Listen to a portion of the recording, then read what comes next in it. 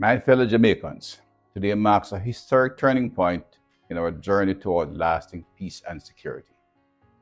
In 2025, murders fell below 700 for the first time since 1994, over 31 years ago. This represents more than a 40% reduction year over year, with over 470 lives spared when compared with 2024. These are individuals who remain with their families, contributing to their communities and to national development. Compared to the 2009 peak of 1,683 murders, this represents a 60% decline, or more than 1,000 lives saved.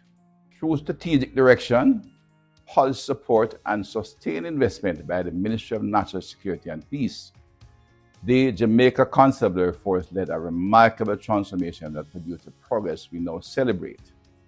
That investment enabled critical reforms, including expanded personnel, modernized infrastructure, improved compensation, integrated technology, and merit-based promotions, with over 2,100 officers promoted since 2024.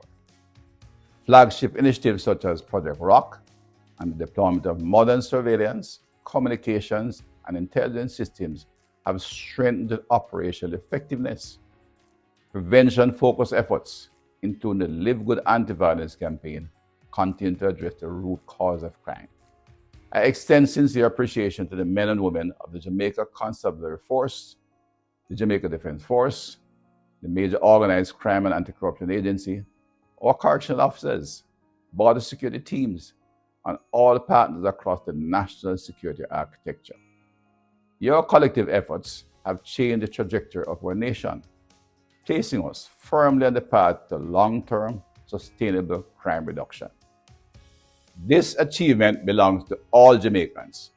Together, let us protect this hard-won peace and press forward to what we can and must become: a safer and more peaceful Jamaica. May God bless Jamaica, land we love.